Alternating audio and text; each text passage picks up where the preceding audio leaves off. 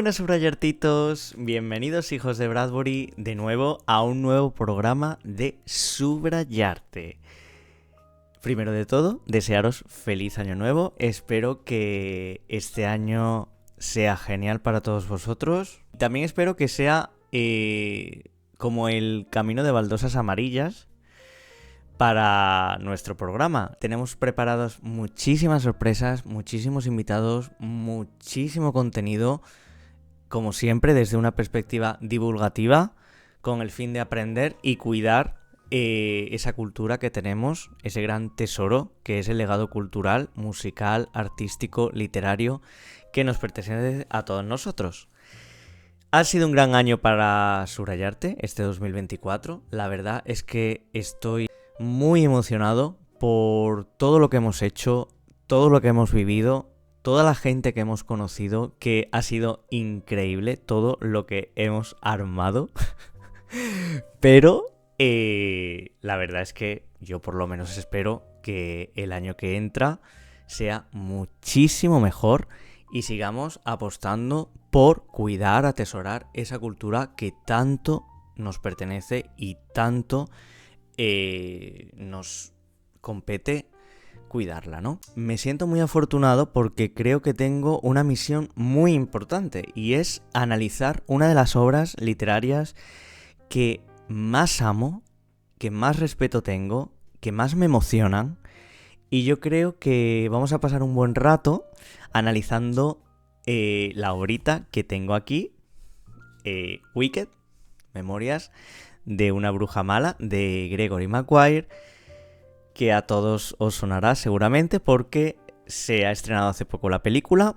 Está basado la película en el musical, y el musical a su vez está basada en la obra literaria con el nombre homónimo, y que vamos a analizar desde un punto de vista muy profundo, muy psicológico, muy filosófico, y vamos a tratar cuestiones que yo considero que se pasan muchas veces por alto porque el musical y la película tienen una influencia bastante notable, tienen una influencia en el imaginario cultural, ya sea por ser un icono de masas, diría, porque la verdad es que, bueno, en España no tanto, pero sí en otros sitios, bueno, en España ahora, con el estreno de la nueva película. Pero sí es verdad que en Estados Unidos, por ejemplo, es un fenómeno absoluto, Wicked. Y muchas veces la gente no sabe que detrás de ese musical, de esa película, se esconde una gran obra literaria como es la obra de Gregory Maguire. Vamos a hacer justicia a la villana más famosa, a una de las villanas más famosas, a una de las brujas más famosas de la literatura y el cine, que es la malvada bruja del oeste. Y es que Elphaba, que es el nombre que le dio a la bruja Gregory Maguire, y digamos que es una villana un tanto peculiar.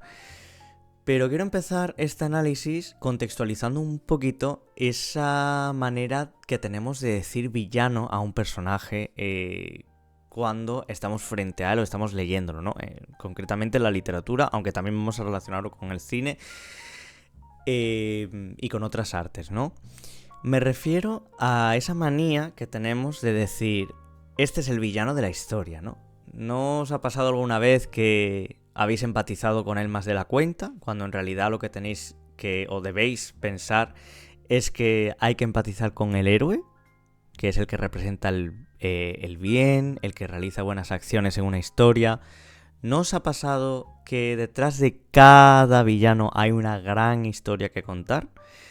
¿No os acerca un poquito más a ese villano el saber que se puede humanizar a través de su propia historia, como ha pasado millones de veces? Os pongo un ejemplo así rápido antes de entrar en materia, y es la película de Maléfica, por ejemplo. Todos conocemos la historia de la Bella Durmiente, sabemos que Maléfica pues es la mala, por así decirlo, pero la película protagonizada por Angelina Jolie nos hizo plantearnos muchísimas cosas, y es lo mismo un poco lo que pasa con Wicked, ¿no? ¿El mal existe o se crea? ¿Las personas nacen malas o las hacen malas? Yo creo que detrás de cada villano siempre hay muchísimo que contar y eso es lo que hoy vamos a hacer aquí, ¿no? También tengo que decir que este no es un programa único, sino que va a haber más partes porque es imposible abarcar todo. Y que no es un programa ni de curiosidades, ni que hable sobre la película, ni sobre el musical, aunque vamos a referenciarlo varias veces porque obviamente tenemos que compararlo con la obra literaria. Nos vamos a centrar en el libro, ¿vale? Que es algo diferente, vamos a decir bastante diferente a lo que todos conocemos en el imaginario cultural del musical y de la película que se acaba de estrenar, porque ambos son bastante edulcorados y, en mi opinión, Wicked, la obra de Maguire, es una obra bastante más compleja, bastante más profunda, es muy adulta, trata temas de filosofía, religión, sexo, o sea, muchísimas cosas que la catalogan como una fantasía más adulta, más madurada y que nada tiene que ver con las adaptaciones, tanto del musical como de la película, que luego se han hecho posteriormente. Entonces, vamos a centrarnos en la obra literaria. Y como he dicho, me gustaría contextualizar esta magnífica obra aludiendo al personaje del villano, ¿no? El personaje del villano que siempre, últimamente, empatizamos con él, la verdad, yo lo tengo que admitir. Yo creo también que hay villanos, como por ejemplo, bueno, vamos a decir villanos entre comillas, como por ejemplo Frankenstein, que es un monstruo, que es un ser malvado, se nos pinta como una criatura totalmente abominable, pero siempre hay una gran historia detrás de él, precisamente porque el hecho de que se incida en que es un monstruo, en que es un ser negativo, es lo que finalmente lo convierte en como tal, ¿no? Es lo que va a pasar también con Elphaba, que la sociedad la convierte en un chivo expiatorio de un régimen totalmente corrupto. El mago de Oz necesita un culpable para justificar su política. Entonces manipula a la población de Oz para que todos crean que el culpable de todo lo que pasa es Elphaba, y así mantiene al pueblo unido y manipulado para que no se rebelen contra él, ¿no? Es un chivo expiatorio, es lo que se dice, ¿no? Entonces, Elphaba genuinamente no es mala, no es una chica que tiene la desgracia de nacer con la piel verde, y luego ya profundizaremos en el tema, pero sí es verdad que se enfrenta al mago por sus políticas racistas y es eso lo que le genera la enemistad con él. Entonces, el mago, como tiene el poder, es la autoridad en Oz, pues es el personaje que aprovecha para convertir a esa chica rebelde en una villana, ¿no? Es como la hacen mala, la hacen villana. Entonces la obra va a profundizar en esa cuestión del maniqueísmo, ¿no? El maniqueísmo era una doctrina de origen persa que se basaba en el conflicto entre dos fuerzas, ¿no? El bien y el mal. Para que todos nos entendamos, esas fuerzas están permanentemente en conflicto porque o somos buenos o somos malos. Y eso hoy en día pues no tiene mucho sentido, porque yo creo que todas las personas somos un poco grises, ¿no? O sea que hay una ruptura del maniqueísmo. Entonces, esa ruptura del maniqueísmo va a favorecer al villano, porque da pie a que el villano se humanice, a que el villano se conozca esa gran historia que hay detrás del villano, se pueda conocer mejor y se empatice, ¿no? Y nos paremos a pensar y digamos, jolín, es que ese villano no es, al fin y al cabo, no es tan villano, ni los buenos son tan buenos, ni los malos son tan malos, ¿no?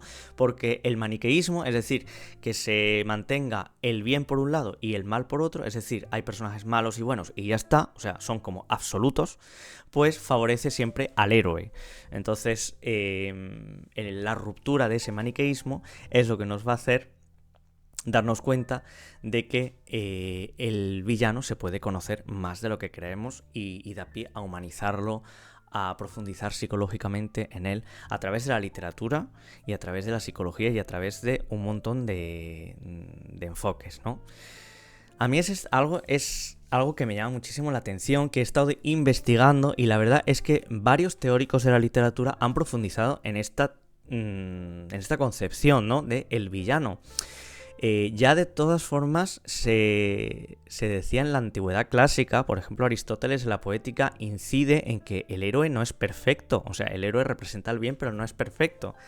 Es lo que se conoce como la armatía, ¿no? Es como el error trágico, como el defecto que tiene el héroe. Aristóteles ya habla de esto, ¿no? Ya habla de que el héroe a veces es moldeable dependiendo de las circunstancias externas, ¿no? También hay circunstancias internas, yo creo, ¿no? Propias ambiciones, como le pasa a Voldemort, pensamientos, dudas. Al fin y al cabo, el villano es un personaje al principio neutro, que se cuestiona, que duda, que piensa y luego ya se decanta, ¿no?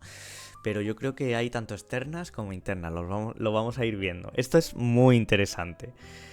Luego tenemos, por ejemplo, el punto de vista de Joseph Campbell, que os voy a poner por aquí su teoría, redacta en El héroe de las mil caras, que es su libro. Él habla de que el héroe lleva a cabo un viaje en el que se adentra en lo desconocido, recibe una llamada, ¿no? Una llamada al misterio, una llamada a la acción, y a lo largo de todo ese viaje va sufriendo pues peripecias, lleva a cabo diversas aventuras con la ayuda pues de personajes secundarios o por ejemplo sabios, ¿no? Como por ejemplo en el caso de Harry Potter, cuando se adentra en el mundo de la magia recibe la ayuda de Hagrid o recibe la ayuda de Dumbledore, ¿no? Y al fin y al cabo tiene que hacer frente a diversos conflictos que primero pues lo adentran en el abismo, ¿no? Y luego resurge totalmente renacido, ¿no? Que es cuando, por ejemplo, Harry Potter tiene que sacrificarse, por poneros un ejemplo, y luego pues consigue el cometido de derrotar a Voldemort y salvar al mundo mágico, ¿no? Pues a lo largo de ese viaje, pues Harry Potter va haciendo frente a diversos desafíos que al final lo conducen a derrotar al mal, ¿no? En este caso. Pero sí es verdad que Joseph Campbell dice que el villano funciona como catalizador del héroe. Es decir, no son dos absolutos. No es que el villano vaya por un lado y el héroe vaya por otro.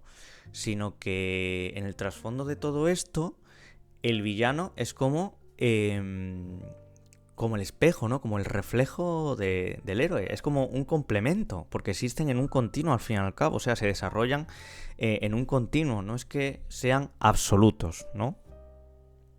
Y luego también tenemos el ejemplo, por ejemplo, de Frodo y Gollum, que los dos tienen un punto de vista sobre el anillo muy contrario, pero al fin y al cabo es como la antítesis, ¿no? Es decir, Frodo es la parte más positiva y Gollum es la parte más negativa, ¿no? Es la decadencia que ha producido el anillo, ¿no? Y Frodo es como la versión opuesta, ¿no? Y esto también tiene que ver mucho con este viaje del héroe, todo este análisis que hace Campbell del villano, ¿no? Como vemos, se está dando una complejidad al villano que es bastante notable, ¿no? Porque se está incidiendo en que ni el héroe es tan bueno ni el villano es tan malo, ¿no?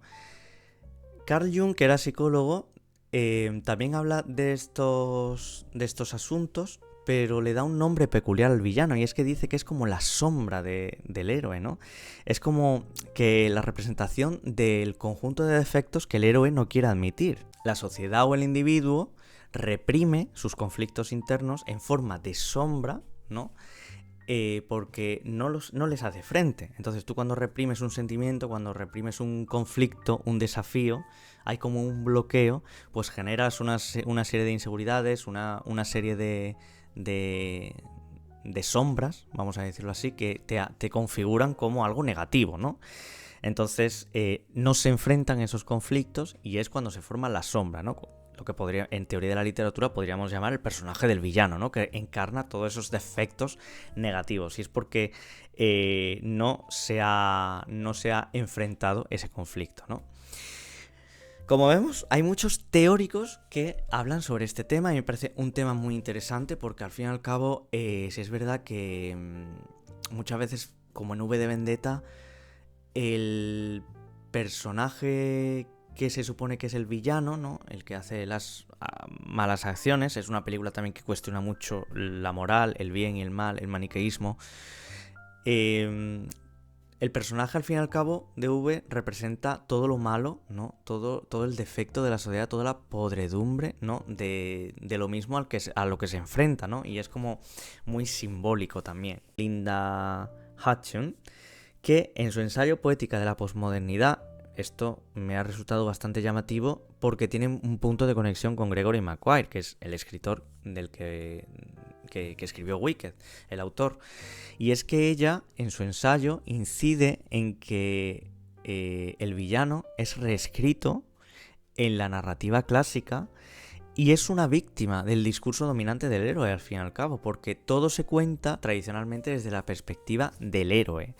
Entonces, esa versión heroica deja en un lugar muy, muy negativo al villano. Entonces, es como que imposibilita su evolución.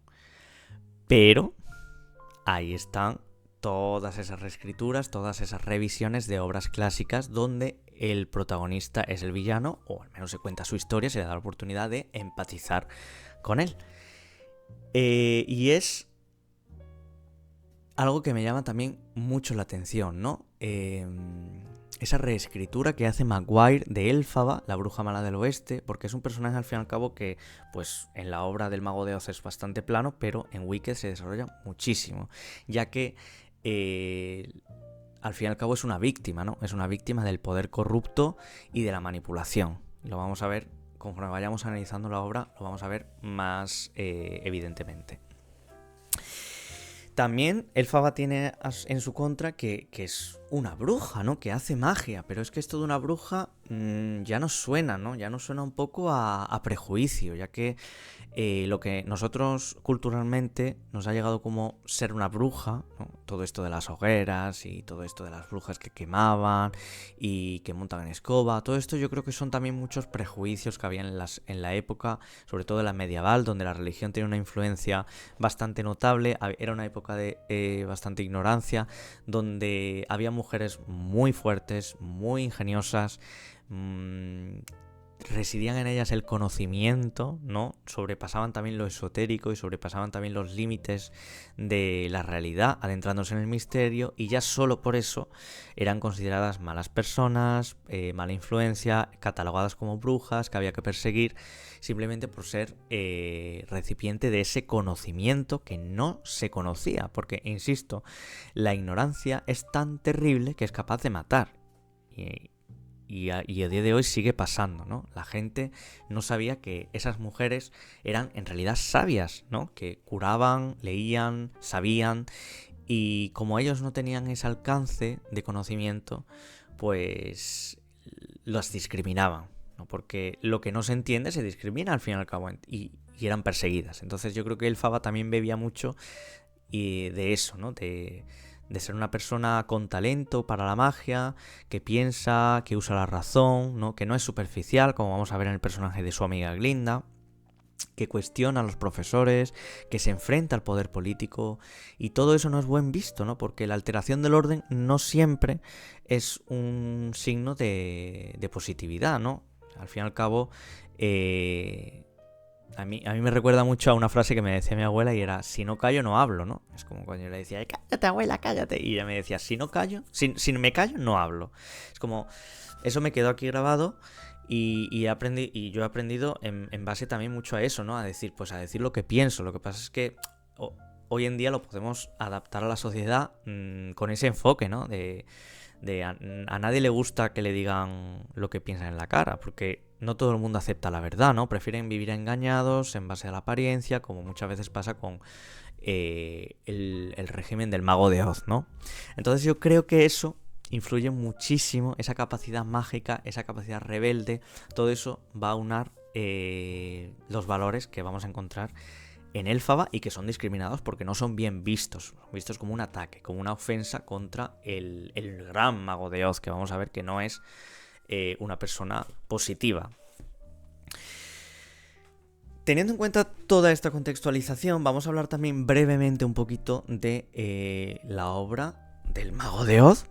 Todo el mundo conoce el Mago de Oz, hay 1000 vídeos en las redes sociales sobre 1000 curiosidades del Mago de Oz, cosas que no sabías del Mago de Oz. Yo no voy a incidir en eso porque me parece una pérdida de tiempo. Si queréis algo así, tenéis a disposición en YouTube, en otras redes, 1.000.000 de vídeos así, que al fin y al cabo se repiten una y otra vez. Yo creo que este análisis es más profundo y voy a incidir en las cosas que yo creo que nos van a servir de bagaje para luego referenciar, ¿no?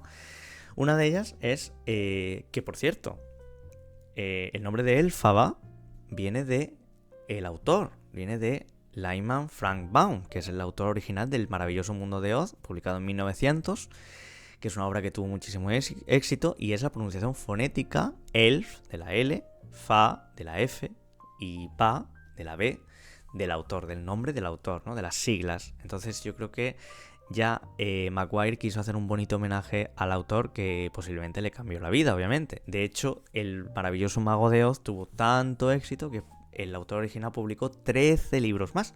O sea que esto es una auténtica locura. Nos vamos a encontrar personajes de todo tipo, fantásticos, ¿no? No solo la bruja mala del oeste, la bruja buena, el espantapájaros, el león cobarde, todos estos personajes que conocemos, no solamente nos los vamos a encontrar, sino que nos vamos a encontrar muchísimos más que van a aparecer luego en las secuelas. Por su parte, Maguire sí que continuó toda esta revisión de la historia de las brujas de Oz, contando la historia de su hijo en Hijo de Bruja, publicado después de Wicked. Wicked se publicó en 1995. Hijo de Bruja creo que fue por 2005, por ahí. Luego está Las Memorias del León Cobarde, de 2008, y luego una que no se tradujo al español, que se llama Out of Oz, que se puede traducir como algo en plan más allá de Oz, ¿no? Que narra las aventuras de la nieta de Elphaba, porque luego aparece también Dorothy, ¿no? Y es un punto de vista más complejo todo, el retorno de Dorothy a Oz. Y con eso cierra como la saga, aunque después del estreno de la peli de Wicked, sí es verdad que ha anunciado que en 2025, creo que fue en marzo o en abril, va a estrenar una nueva novela que va a narrar la infancia de Elphaba. Esos años, creo recordar que pasó en el sur, que no se cuentan en Wicked, y que se va a llamar Elfie, que es el apodo cariñoso que se le tiene a Elphaba, que Glinda, su mejor amiga, pues le tiene a Elphaba. Que es de lo que vamos a hablar hoy, porque no nos da para más un vídeo. No nos da para más, es de lo que vamos a hablar de hoy. Hoy de Wicked, ¿no? Vamos a analizar la primera parte del libro que trata sobre la infancia, el nacimiento y la infancia de Elphaba, ¿no? Que va a terminar con luego la siguiente parte que ya habla sobre la época de la universidad, que esa la vamos a dejar para otro vídeo, para analizarlo todo en profundidad y que no se nos pase nada, ¿vale? Yo voy a tratar por mi parte de no ponerme muy pesado, de no usar muchos tecnicismos, porque esto es algo divulgativo. Vamos también luego a la hora de explicar, hay que explicar varias cosas antes, pero voy a tratar de no ponerme muy pesado, porque es un tema que me emociona mucho y me enrollo, y no hay aquí nadie para pararme, o sea que va a ser un poco complicado.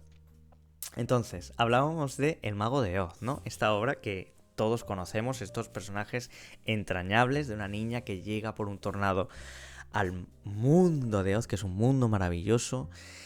Ayer recibido por los Munchkin con alegría porque han matado a la bruja que los gobernaba, que es alguien atroz, que es la hermana de Elphaba, que luego va a tener nombre en la obra de Maguire, pero todavía no nos vamos a adelantar.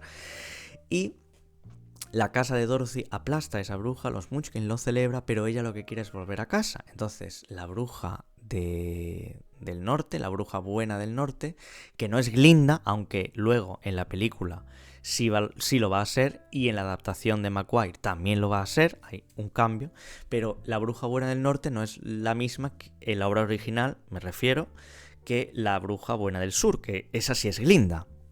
Pero la bruja buena del norte se va a encontrar con Dorothy y le va a decir que si quiere volver a casa va a tener que pedirle el deseo al Mago de Oz, que todo lo puede, ¿no? Tiene que ir a la ciudad Esmeralda, siguiendo el camino de baldosas amarillas, y pedírselo al mago. Dorothy, bueno, antes de partir, ella acompañada de su perrito Totó, que me hace mucha gracia el nombre, pero es súper mono, pues la bruja le regala unos zapatos plateados, que en la película son rojos, son de color de rubíes. Luego explicaremos por qué. Bueno, lo podemos explicar ya, de todas formas.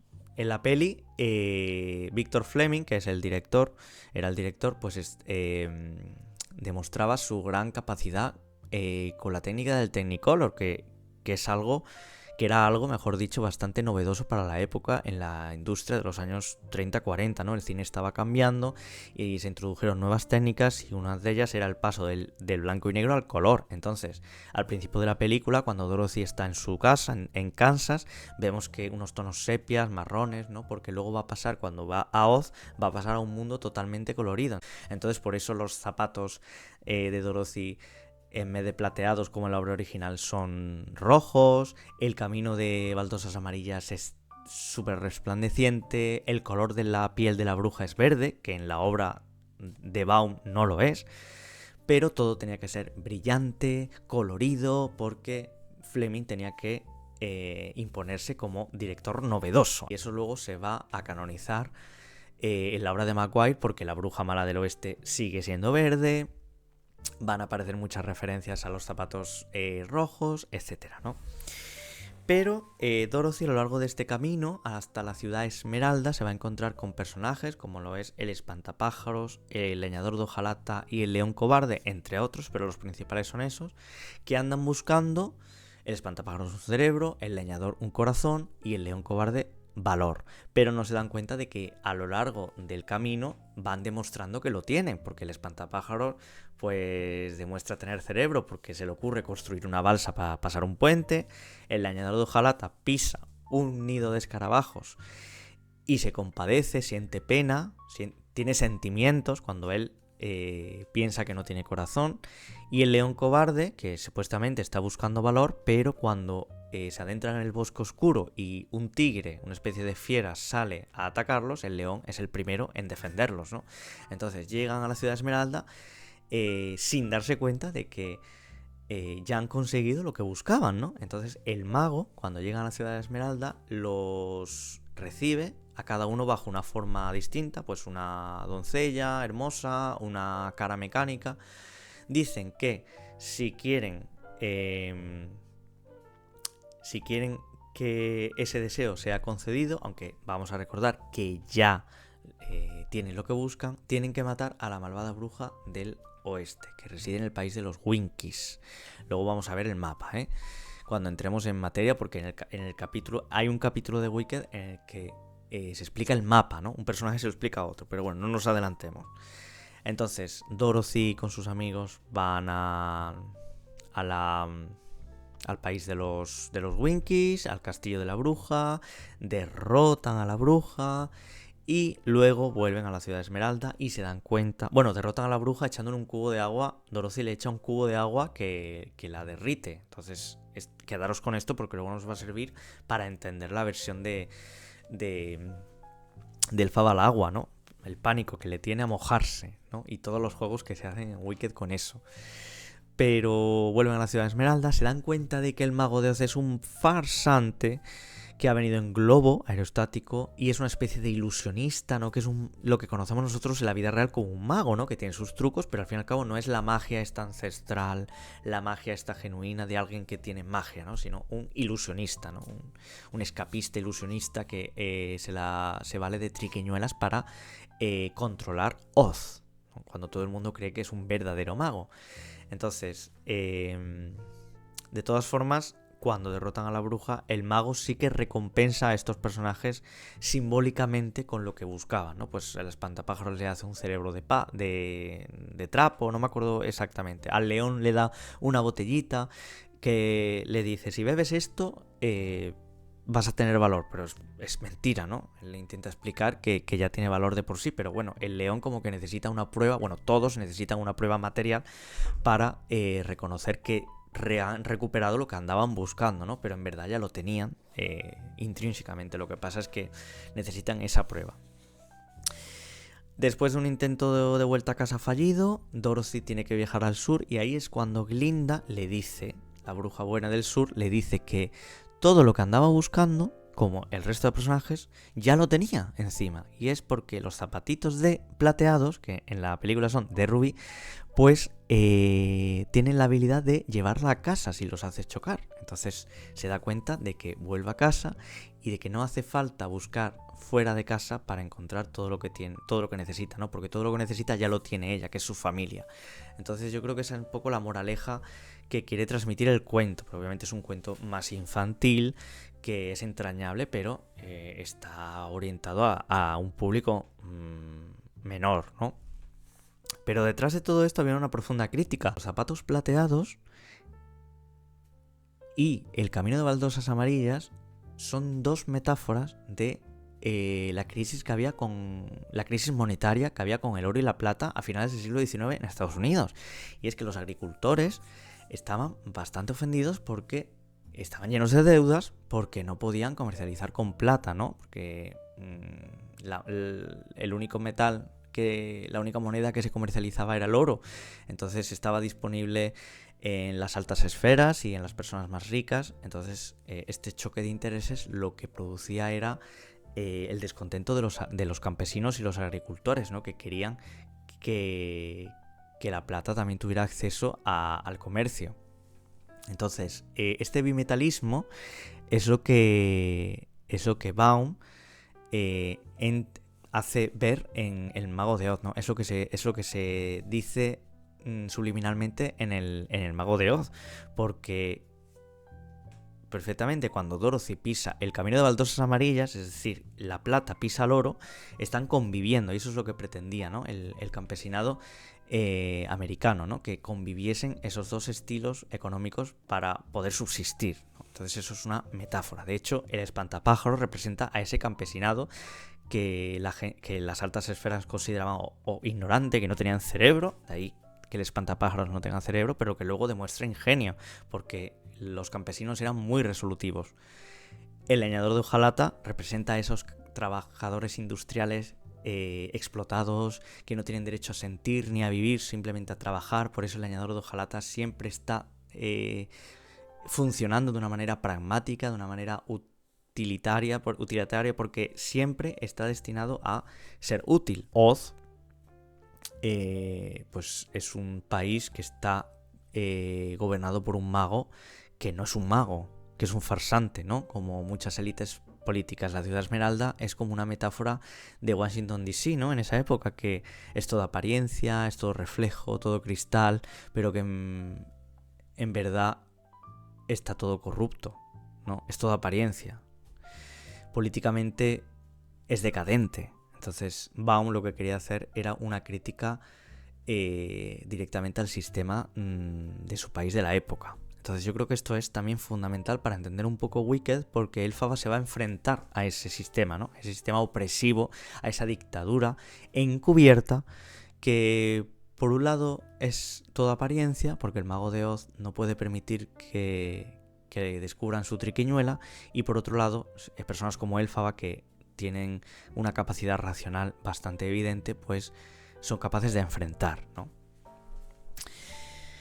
Este es la contextualización que nos vamos a encontrar en Wicked. Y luego ya vamos a pasar a materia, porque yo ya estoy deseando, ¿no? Aunque hoy vamos a hablar de la primera parte simplemente, porque la obra Wicked de Maguire se divide en varios capítulos. El primer capítulo se llama Los Munchkin, ¿no? Que son esos personajes entrañables del oeste de Oz, precisamente donde nace Elphaba, donde nace y se cría, ¿no? En parte. Se divide en 8 mini capítulos, porque yo más bien diría que el libro se divide en partes y luego estas partes se subdividen en capítulos, ¿no? Pero yo creo que lo podemos llamar eso, partes y capítulos. Entonces se divide en 8 capítulos que narran pues la infancia de Elphaba. Nos vamos a encontrar una niña que nace en el seno de una familia religiosa por parte de padre más que de madre. Podemos decir que por parte de madre tiene más peso la aristocracia, ¿no? Que como vemos ya encontramos los poderes de primera mano, ¿no? Por un lado la religión y por otro lado la aristocracia, ¿no? Que son dos poderes bastante influyentes de las altas esferas. Su padre es clérigo unionista, luego explicaremos lo que es el unionismo. Se llama Frex, y en la película y en el musical es el gobernador de la tierra de los Munchkin. Pero el gobernador de las tierras de los Munchkin originalmente en la obra de Maguire es el abuelo de Elphaba, es decir, el padre de la madre de Elphaba. O sea, Elphaba su padre se llama Frex, su madre se llama Melena.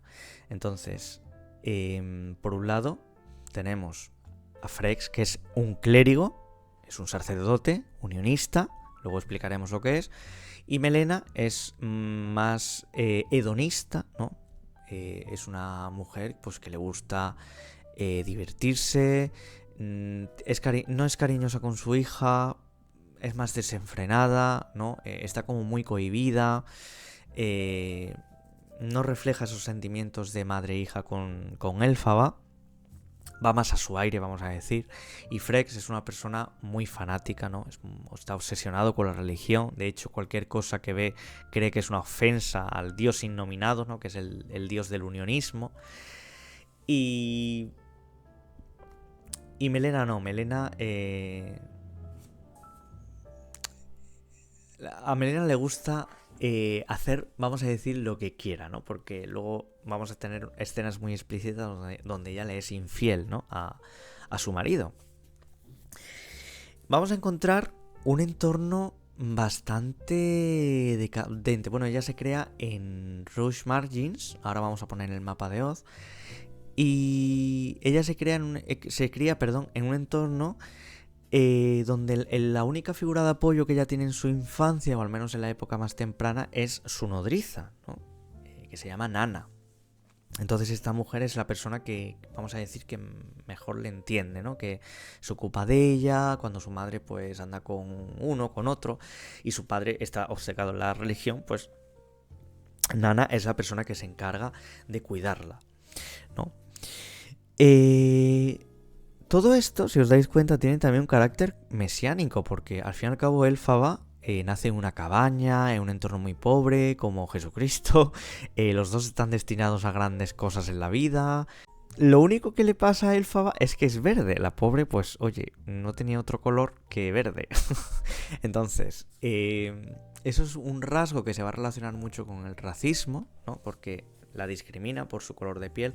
Pero más adelante vamos a ver que, aunque piensa sobre ello, pero no es que tampoco le importe o caiga en una depresión profunda por ser discriminada por su color verde, ¿no? Porque es como que ella está acostumbrada a ser diferente y la acaba aceptando, ¿no? Acaba aceptando sus diferencias. Pero bueno, me estoy adelantando bastante. Cuando Elphaba nace, Frex, su padre, piensa que pues, es una prueba de Dios, ¿no?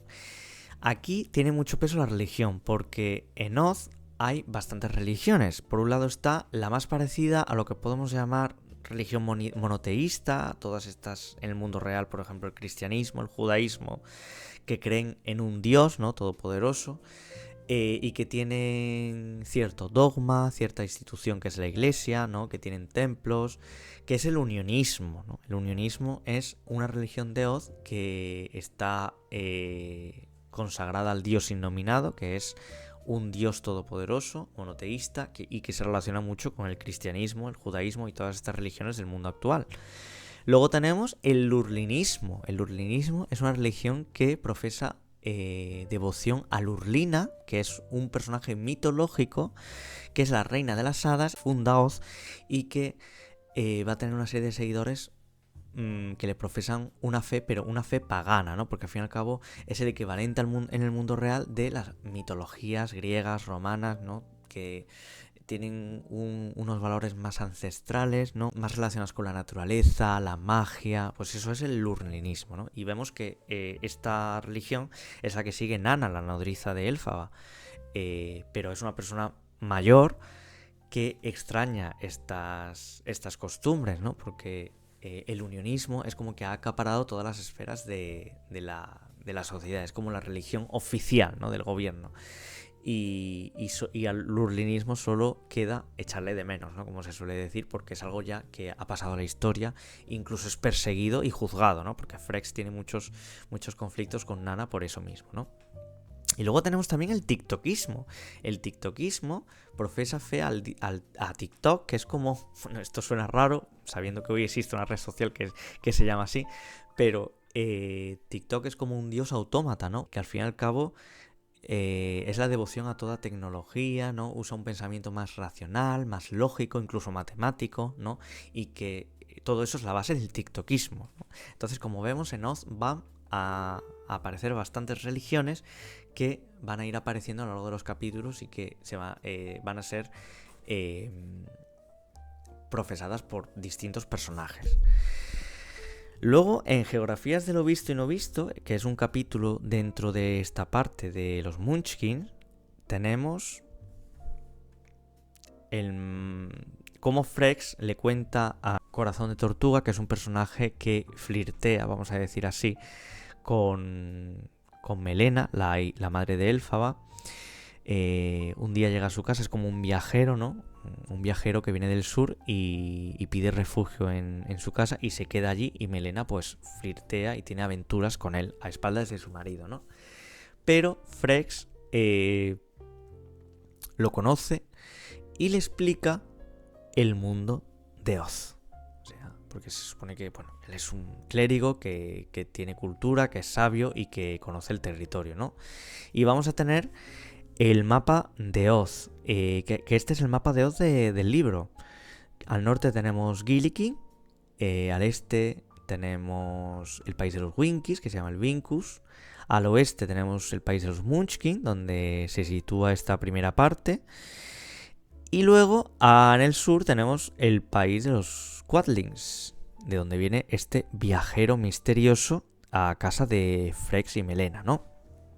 Si vemos el mapa, en el centro se sitúa la ciudad de Esmeralda. Todo está serpenteado por los caminos del Baldosas Amarillas, porque la intención del mago es unificar todo en el sentido de controlar a la población, ¿no? Y para controlar a la población tienes que unificar todos los territorios para que lleguen a la capital, para dejar claro a la población de que todos dependéis de mí, ¿no? Dependéis del centro, del poder central. Entonces, es muy fácil. Cogemos el mapa de Oz, como si fuera una tarta, hacemos una cruz en perpendicular, como si fueran los trozos de una tarta, dividimos en 4 y tenemos el mapa de Oz. El país del oeste es donde nos vamos a ir en la segunda parte de la novela. De ahí recibe el nombre la bruja malvada del oeste, Elphaba, ¿no? Porque se va a ir al territorio de los Winkies, que son unos seres totalmente manipulables y que viven bajo el régimen del terror del mago. Luego tenemos el país de origen de esta familia, que son los Munchkin.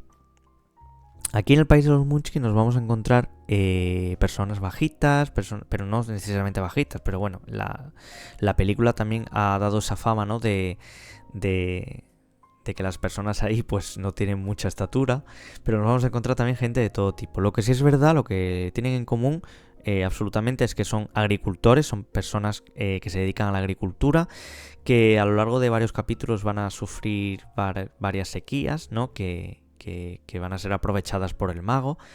Y es un país totalmente agreste, ¿no? Y ahí donde veis al sur de Munchkinland, donde pone Rush Margins, es donde va a tener lugar el nacimiento de Elphaba. Luego al norte tenemos el territorio de Gillikin, que es donde se centra la aristocracia, ¿no? Como los ricos.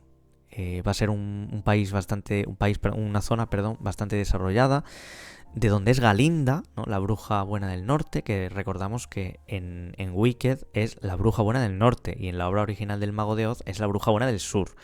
Pero aquí en este territorio es donde nace, se cría y estudia, porque aquí está también Shees, que es la universidad donde van Glinda y Elphaba. Es una ciudad próspera, encantadora, rica, que conecta muy cerca con la ciudad de Esmeralda, que tiene su acento propio. Luego vamos a entrar en detalle en futuros vídeos, pero este norte es como la parte más desarrollada, ¿no? Es como la parte más aristocrática, también más elitista de todo el territorio. El sur, que es el país de los Quadlings, es como la parte más pantanosa, más misteriosa. Yo creo que se identifica un poco con todos los países del mundo real, que siempre hay una zona más discriminada, más dada al prejuicio, ¿no? Pues no sé si habéis oído alguna vez, pues los de este sitio son muy no sé qué, los de este sitio son muy no sé cuánto. Pues esto se corresponde un poco con el país de los Quadlings, ¿no? Son seres vistos como un poco analfabetos, como gente que viene de las ciénagas, gente que viene pues del país de los Quadlings, ¿no? Es como se discriminan mucho. Estos Quadlings en la obra vemos como Corazón de Tortuga, que es el personaje, es el viajero que procede de este lugar, pues tiene hasta un acento distinto, habla como de una forma distinta, ¿no? Para que veáis el grado de diferencia. Entonces, este sería el mapa de Oz. Este sería el mapa de Oz que nos vamos a encontrar en Wicked, perdón. Y por aquí nos vamos a mover a lo largo de todos los capítulos. Ahora mismo nos vamos a quedar en Munchkinland porque vamos a ir al norte, a Gillikin, concretamente a la ciudad de Sheets, cuando hablemos de la adolescencia, la época universitaria de Elphaba y Glinda, pero ahora nos vamos a quedar un poco más aquí, ¿no? Hablando de esta infancia de Elphaba, porque tenemos que decir también que la primera palabra que dice es horrores, o sea... Es que esto es bastante significativo, ¿no? Porque la pobre va a tener unos momentos bastante desoladores, porque hasta su propia familia la discrimina, no la quieren por ser verde, ¿no? Y luego se va a dar explicación a esto. También nos vamos a dar cuenta de que Corazón de Tortuga, que hasta el nombre lo tiene raro, pues cuenta la situación tan delicada que se vive en el país de los Quadlings, ¿no? Que si os fijáis está en el sur, como hemos dicho. Al parecer el gobierno está saqueando los rubíes que de ahí que ahí hay. Narra un poquito la situación política que hay en su país para introducir el contexto político, social y económico ya que vamos a encontrar en Wicked y contra el que Elphaba lucha, ¿no? Entonces luego ya en futuros episodios nos vamos a dar cuenta de que van a tener más importancia los derechos de los animales que pueden hablar, se diferencian de los que no pueden hablar, ¿no? Se les tortura, se les encarcela. Hay territorios que se explotan en beneficio del mago, hay otros territorios que están manipulados, que están sometidos, ¿vale? A su fuerza por ese carácter obsesivo que tiene el mago de Oz por controlar a la población, porque en realidad es lo único que puede hacer, porque él no tiene magia de verdad, entonces lo único que puede hacer es actuar como un político corrupto y mantenerlos bajo su control, ¿no? Entonces, como vemos, vamos a encontrar una situación política muy desoladora en futuros episodios. Ahora mismo aquí, cuando Elphaba es pequeña, parece que todavía el mago no ha hecho acto de presencia, o a lo mejor está en las sombras, porque la reina del país de Oz es Ozma, que se dice que es descendiente de Lurlina, de la reina de las hadas, y que se reencarna en todas las sucesivas herederas que ascienden al trono de Oz, ¿no? Pues Ozma tienen un título cada uno, ¿no? No me acuerdo de todos. Sé que la última creo que es Ozma Tipetarius, vale, sí. Es la legítima gobernante de Oz, bueno, como he dicho, ¿no? Pero su madre, su abuela, pues también se llama Ozma, porque es tradición llamar Ozma a las hijas, ¿no? Que son las sucesoras a la corona, porque existe la creencia de que es la reencarnación de la misma Ozma siempre, ¿no? De que procede de la reina de las hadas. Entonces, esto es bastante curioso y es la actual reina de Oz, aunque el que controla el gobierno es su regente, ¿no? Entonces, esto, cuando Elphaba crezca, pues nos vamos a encontrar una situación política totalmente cambiada. Voy a quitar ya el mapa porque es el mago de Oz el que viene a esta tierra y destrona a Ozma, ¿no? A lo largo de toda la obra de Wicked se insiste en las circunstancias políticas y sociales en boca de los personajes que van tomando la palabra y se va viendo el trasfondo político que va sucediendo, los cambios, las transformaciones sociales y políticas que van teniendo lugar en el mundo de Oz, ¿vale? Entonces vemos como también Corazón de Tortuga, que es este vidriero, que es vidriero, Quadling, que también se lleva con Elphaba, que le regala vidrio soplado. Por eso en la película, cuando ella está con los cristales, con los vidrios, todo eso es una referencia a este personaje que en la película no sale. Entonces, bueno, sí sale, pero no. Es como que la película simplifica mucho los personajes, ¿no? Entonces no puedo decir nada porque no me quiero adelantar al análisis, pero sale, pero no sale. Entonces, se ve esa referencia, ¿no? A ese cristal de colores, ¿no? Pues eso es una referencia al oficio que tenía Corazón de Tortuga, que era vidriero, ¿no? Y además profetiza la llegada del Mago de Oz, ¿no? Cuando está con Elphaba en la escena del lago, tienen una escena en la que Elphaba está sentada a orillas del lago observando el regalo que le ha hecho Corazón de Tortuga y profetiza la llegada del Mago de Oz, ¿no? A esta tierra en globo aerostático, mientras que ya sabemos que la reina actual, Ozma, es destronada, ¿no? Entonces es ahí donde acaba la parte 1, que se llama Los Munchkin, de esta apasionante novela.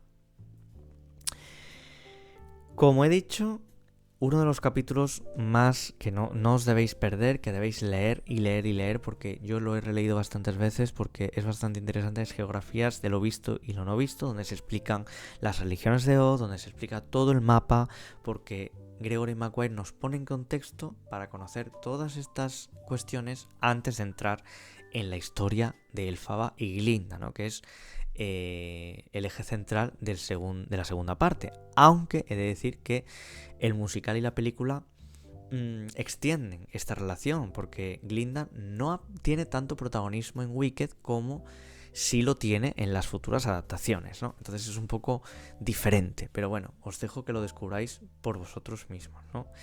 También hay muchísimo carácter profético en esta parte del libro, porque tanto el personaje de Corazón de Tortuga como el teatrillo de títeres que aparece al principio del capítulo, que se llama El reloj del dragón del tiempo, que es como un espectáculo de marionetas, de autómatas, de artilugios, ¿no?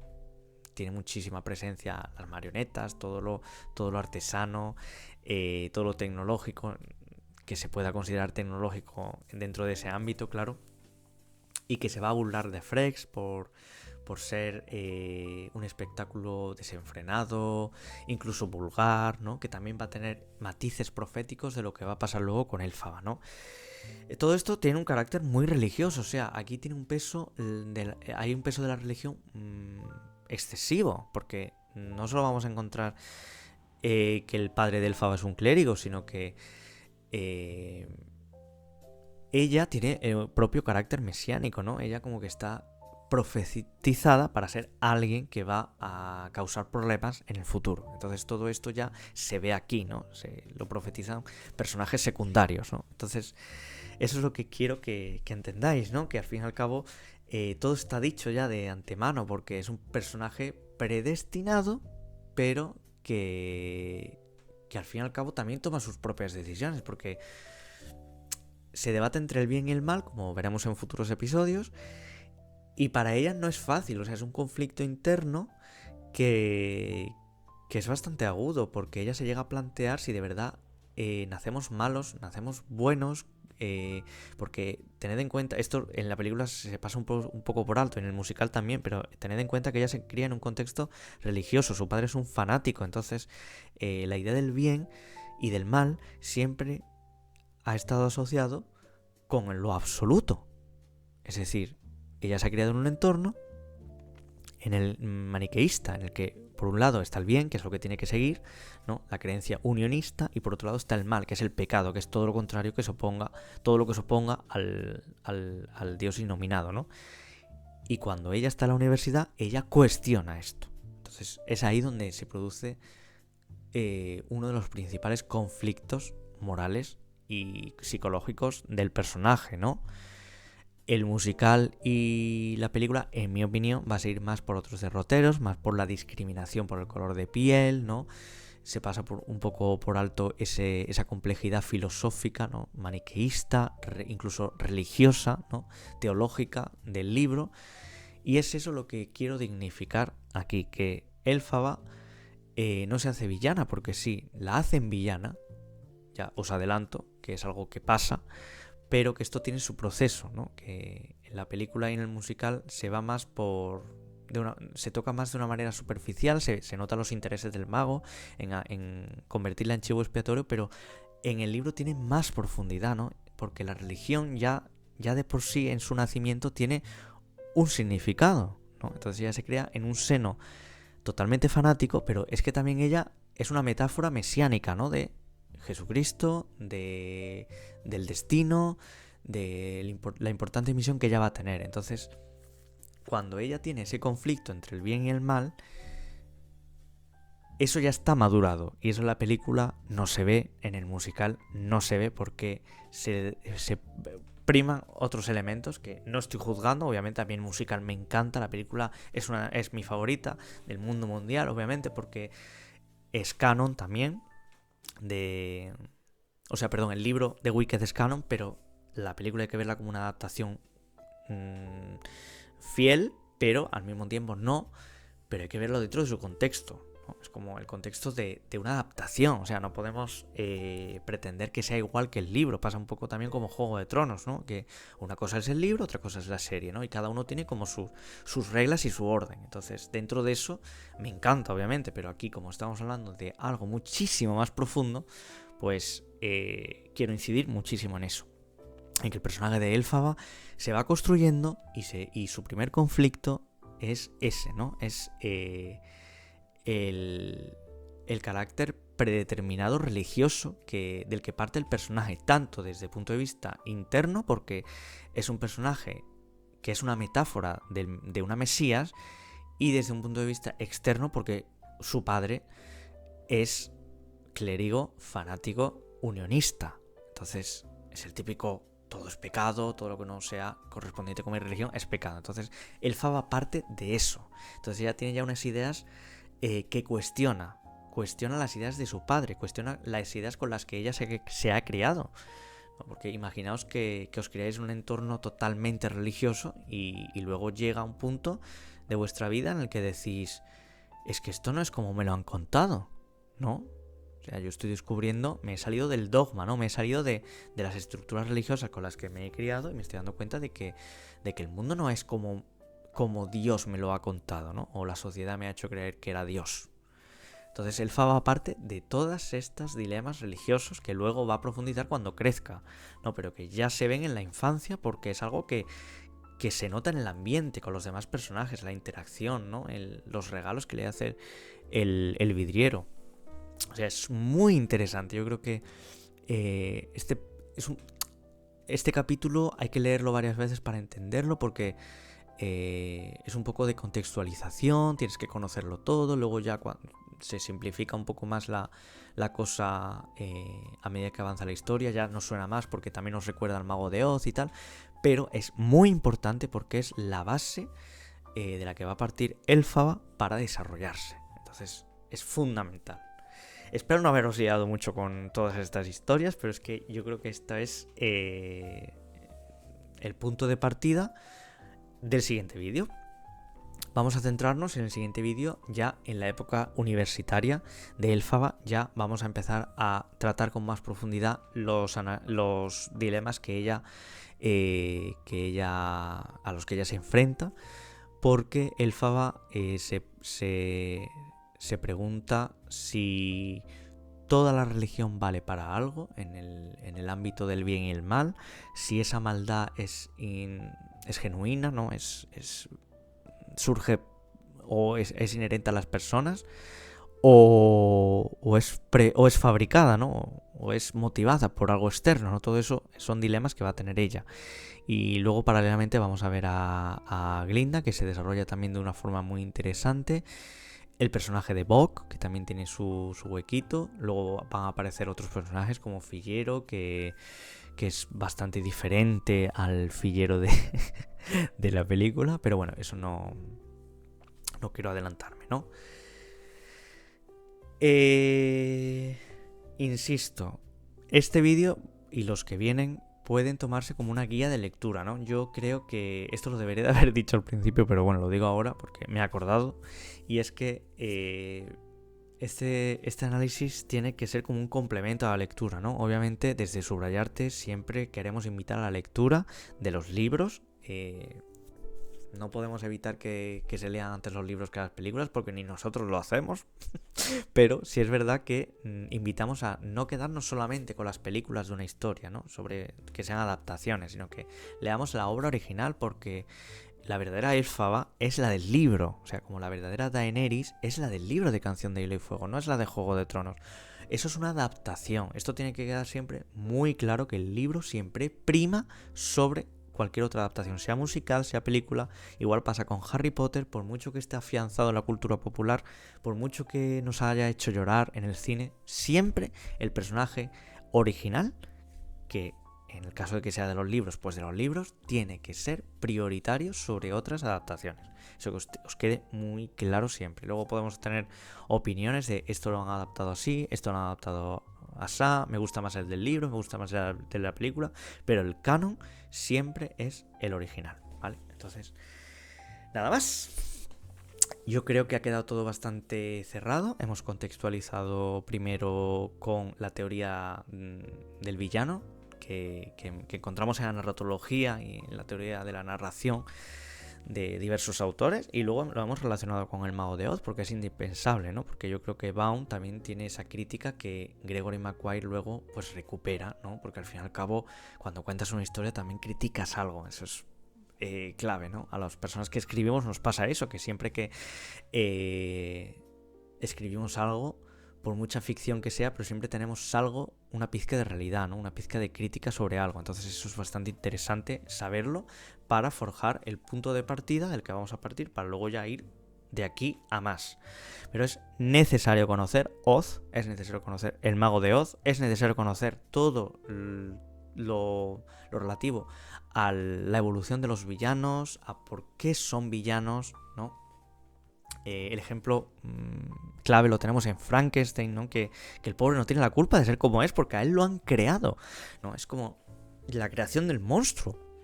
Entonces yo creo que se debe incidir en el origen de las cosas, en el origen de esos personajes negativos, que al fin y al cabo no son negativos, sino que funcionan como catalizadores de los héroes, como reflejos, como sombras, y que tienen la misma evolución o incluso más interesante que la del héroe, ¿no?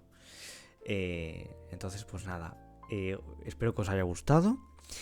Vamos a seguir con esto porque yo creo que hay mucho que contar. Se lo debemos a Elfaba, la malvada bruja del oeste, porque es un personaje que representa a las brujas de por sí, que son todas aquellas mujeres que son recipientes de sapiencia, ¿no? Y que son referentes del conocimiento, que se han discriminado siempre, ¿no?